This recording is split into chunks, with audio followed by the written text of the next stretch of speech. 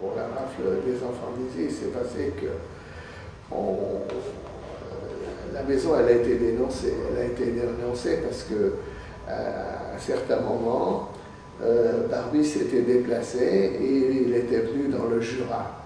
Il avait fait déjà les rafles à Saint-Claude. Et puis, par dénonciation, un jour, il a investi cette maison avec 2 camions. Et ça a été un matin de bonheur, au moment où les enfants déjeunaient. Il est arrivé. Et puis, bien sûr, tous les enfants, ils n'ont pas déjeuné, ils sont montés dans les camions. Il n'y a qu'une seule personne qui a pu se sauver. Parce que quand ils ont arrêté les personnes de l'encadrement, c'est-à-dire M. Zlatin qui était le directeur, avec les moniteurs et puis pas les instituteurs, parce que les instituteurs, ce n'étaient pas des juifs, c'était des gens de la région qui venaient faire, qui donnaient des cours aux enfants. Mais ce n'était pas l'encadrement. Et il y avait un docteur parmi eux qui s'appelait le docteur Refman. Et quand il a vu tout ce va-et-vient, il a dû comprendre qu'il y avait une rafle. Il a sauté par derrière la maison dans un champ et il s'est enfui.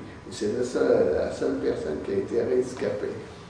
Alors il s'est passé aussi une chose assez importante, c'est pour dire que vraiment c'était pour arrêter que des juifs, puisque quand les 2 camions sont descendus d'Isieux et qui sont passés par Vrégnier-Cordon, c'est-à-dire Isieux c'est tout en haut, hein, en descendant comme ça à 3 km, le petit patelin s'appelle Vrégnier-Cordon, et ils ont ouvert le camion et il y a un enfant qui est sorti du camion, qui a sauté, enfin on l'a fait sauter, et il est resté, et sa mère venait le chercher, et sa mère travaillait dans une confiserie qui se trouvait là.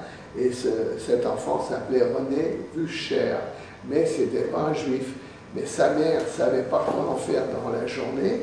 Elle l'envoyait là-haut pour qu'il s'amuse avec les autres enfants et qu'il aille cours comme les autres.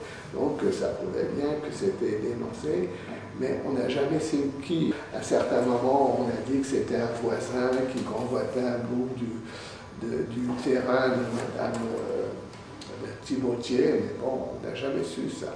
Mais on sait que c'est une dénonciation.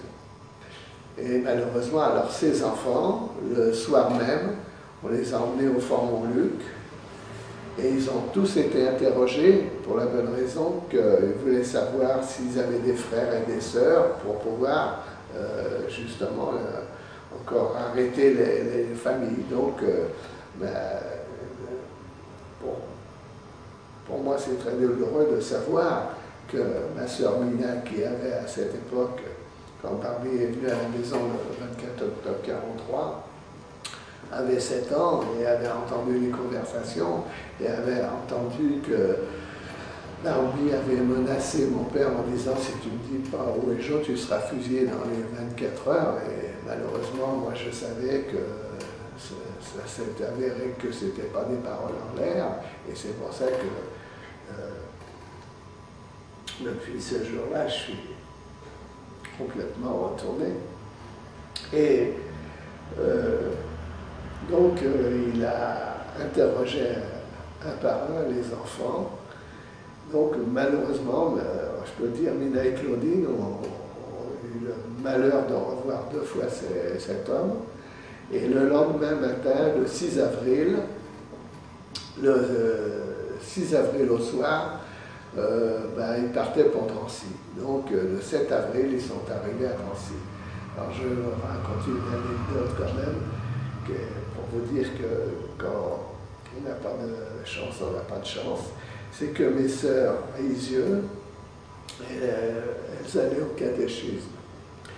Alors je vais vous dire, la raison c'est que il y avait plusieurs enfants qui avaient des noms qui n'étaient pas vraiment à des consonances juives et que sans doute c'était une idée de la directrice, Madame Zlatin. Le jour de la rafle, elle ne se trouvait pas là parce que le préfet lui avait dit, Madame Zlatin, il faudrait peut-être les changer d'endroit parce que il y a Barbie qui sévit dans la région puisqu'il est à Saint-Claude. Et donc il lui avait dit ça. Alors entre-temps, vers le 2 avril, elle était partie ailleurs pour trouver une autre maison. Et c'est pour ça que quand il y a eu la rafle le 6 avril, elle n'était pas là, mais malheureusement son mari était là avec l'encadrement et les enfants.